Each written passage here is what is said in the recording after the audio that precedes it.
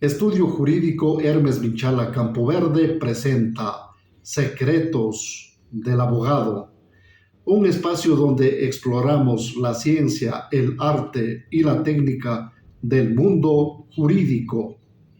Los juicios tienen muchos secretos que pueden marcar la diferencia entre la victoria y la derrota. Hoy presentamos etapas de la construcción de la teoría del caso. Bienvenidos a Secretos del Abogado. Primer paso. La construcción de la teoría del caso en materias no penales es una tarea del abogado litigante en base a la información que le proporcione su cliente. Para tal efecto, en la primera reunión o entrevista, el abogado defensor deberá extraer de su cliente la narración de todos los hechos relativos al caso que se pretende judicializar. En más de una ocasión, el abogado se encontrará con que su cliente no es afecto a proporcionarle toda la información, ya sea por timidez o por simple reserva, frente a lo cual se debe hacer entender al cliente que la decisión de judicializar el caso y saber las posibilidades de éxito del mismo dependerá de poder estructurar una buena teoría del caso para sustentarla en audiencia, para lo cual resulta indispensable recopilar la mayor información posible apegada a la realidad. El objetivo que se persigue con este primer paso es que el defensor aprenda el conocimiento suficiente de los hechos para analizar en forma sesuda y meditada sobre el caso planteado, y si éste puede ser subsumido en una proposición jurídica adecuada en defensa de los intereses y derechos de su cliente. Segundo paso. Una segunda tarea por cumplir por parte del abogado litigante es, una vez conocidos los hechos, identificar la norma o normas jurídicas relevantes en que se subsumen tales hechos para definir los fundamentos y planteamientos jurídicos. Esto es la proposición o proposiciones jurídicas, conocidas también como teoría jurídica, que sustentará su caso. Huelga decir que este ejercicio intelectual y técnico fundado en el amplio conocimiento del ordenamiento jurídico por parte del abogado es básico para triunfar en el caso. Un error en esta tarea implicará que el caso no prospere ni llegue a buen fin. Tercer momento. Una vez recopilada toda la información del caso y escogida la proposición jurídica que la sustentará, resulta indispensable la identificación de los hechos con relevancia jurídica, es decir, de aquellos que constituyen elementos legales de la norma escogida y que en forma precisa y persuasiva se amoldan a nuestra teoría. Estos hechos con relevancia jurídica son las denominadas proposiciones fácticas, que son las que deberán ser expuestas y enfatizadas ante el juzgador en la audiencia y sobre las cuales hay que centrar la prueba. Es decir, no todos los hechos relatados son necesariamente proposiciones fácticas. Cuarto paso. El último paso es la selección de los medios probatorios idóneos, esto es, capaces de acreditar las aseveraciones de hechos que realizamos, vale decir, nuestras proposiciones fácticas. pues si éstas no tienen suficiente apoyo probatorio, no podrán contrastarse y demostrarse en el proceso. La selección de los medios probatorios es sobre la base de los que se encuentran disponibles, en cuanto son utilizables por las partes por encontrarse a su disposición al interior del juzgamiento público y oral. Luego de lo acopiado a lo largo de la investigación, lo que significa que si no se dispone de los mismos, no es posible plantear una teoría del caso en determinado sentido. Esto es, en el derrotero trazado por cada parte procesal. La selección de los medios de prueba adecuados y disponibles para ser practicados ante el juzgador asegurará finalmente el éxito en el caso. En definitiva, la conjunción de un buen conocimiento de los hechos que giran alrededor del caso que se va a defender, la adecuada definición de las proposiciones fácticas, más una correcta proposición jurídica y la selección de los medios de prueba adecuados, asegurarán al abogado litigante una gran posibilidad de éxito, lo cual necesariamente debe complementarse con una planificación y estrategia adecuadas en el desarrollo de la audiencia y buenas técnicas en el uso de la oralidad.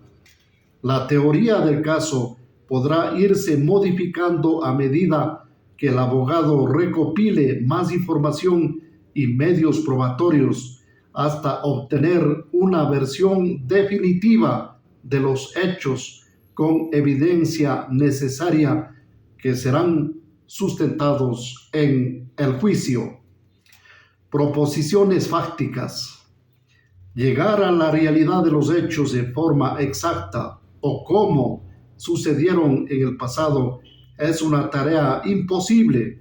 No obstante, en la audiencia lo que buscan las partes procesales es entregar al juzgador, a través de la práctica de las pruebas, la mayor información posible y de calidad para que mentalmente se acerque lo más posible a tal realidad.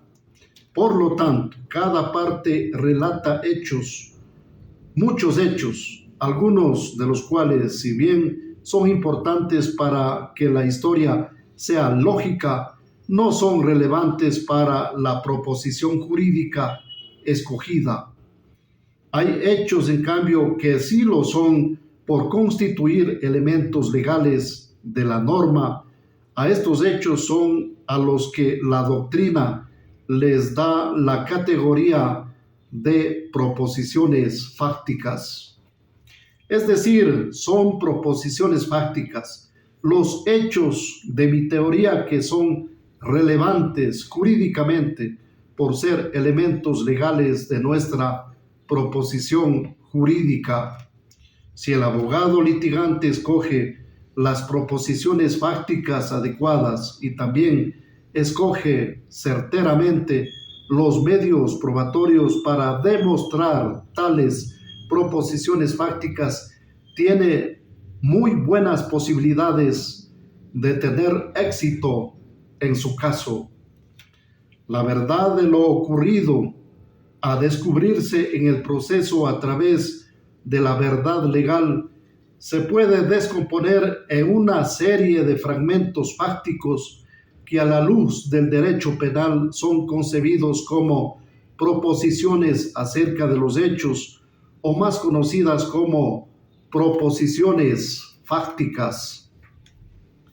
En doctrina, la litigación oral, Beitelman y Dus consideran que una proposición fáctica es una afirmación de hecho respecto de mi caso concreto, que si el juez la cree, tiende a satisfacer un elemento de la teoría jurídica.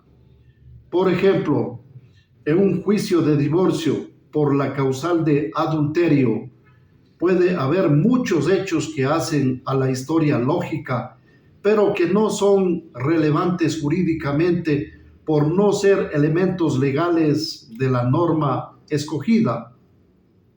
Así, los hechos relevantes jurídicamente para que se configure esta causal son dos: A, que el demandado es su cónyuge, y B, que su cónyuge tuvo acceso carnal con otra mujer distinta a la actora. No son hechos relevantes jurídicamente, por ejemplo, que estuvo saliendo a comer con esa mujer desde hace algunos años antes del acceso carnal, o que los vieron juntos saliendo del cine. Las proposiciones fácticas son categorizadas de sumamente fuertes a débiles, dependiendo de su mayor satisfacción a los elementos legales que configuran la norma o normas escogidas como tesis jurídicas. A continuación, revisaremos estas categorías. Proposiciones fácticas fuertes. Por definición, las proposiciones fácticas son más fuertes en la medida en que satisfacen más el elemento legal para el que fueron ofrecidas, según lo sostenido por los profesores Beitelman y Dus. Su fuerza se incrementa además si no admiten una interpretación con igual razonabilidad y credibilidad que probablemente será propuesta al juzgador por la parte contraria.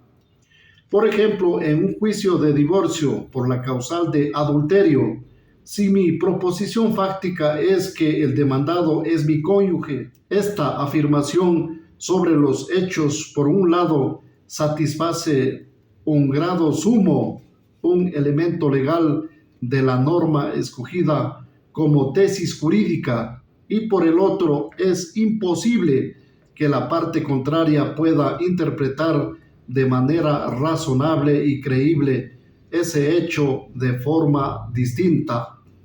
Entre las proposiciones fácticas fuertes en grado sumo, se tiene a aquellas que poseen una fuerza intensa de tal magnitud que hace que por sí mismas, esto es, por ellas solas, satisfagan completamente el elemento legal correspondiente. Si en la audiencia se consigue probar adecuadamente esta clase de proposiciones fácticas, prácticamente el caso está ganado.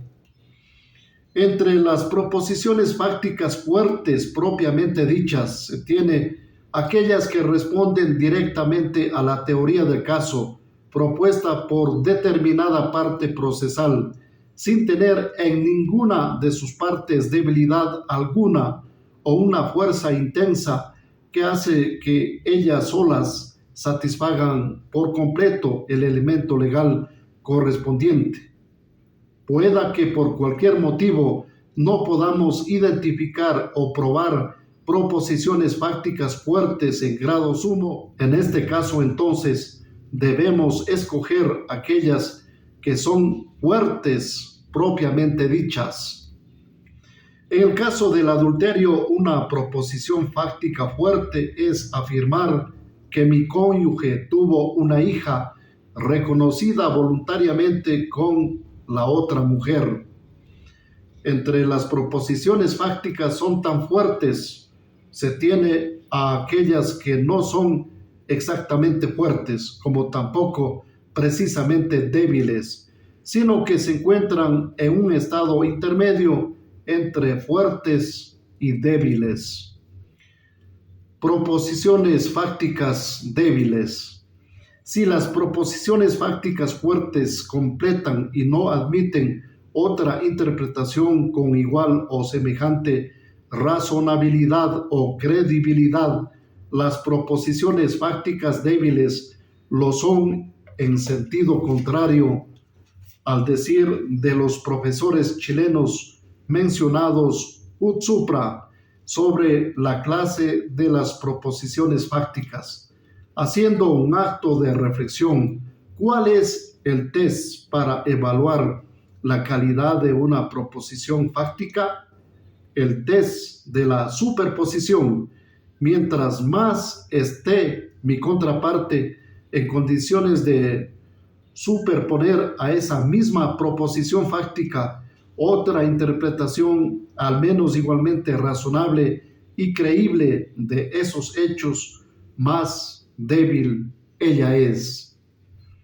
En el caso analizado, una proposición fáctica débil es afirmar que mi cónyuge desde hace muchos años salía constantemente y a todo lugar con la mujer con la que cometió adulterio. Inclusive esta afirmación es tan débil que no debía ser elevada a la categoría de proposición fáctica. Es de anotarse que según los profesores Beitelman y Dus, la fortaleza o debilidad de una proposición fáctica no tiene que ver con que tengamos prueba para acreditarla. La prueba es crucial, pero es otro problema. Cuando analizamos la fortaleza o debilidad de una proposición fáctica, lo hacemos quitando de en medio la pregunta de la prueba. Y hasta aquí llegamos con su programa Secretos del Abogado. Esperamos que les haya gustado y hayamos reflexionado juntos la importancia que tienen las etapas de la construcción de la teoría del caso. Les recordamos que el éxito no depende del azar, sino del estudio, de la práctica y de la responsabilidad del abogado. Si les gustó este video, les invitamos a dejar sus comentarios, su aporte sobre el tema y a compartir con sus amigas y amigos este humilde programa. Gracias por habernos brindado su valioso tiempo y atención.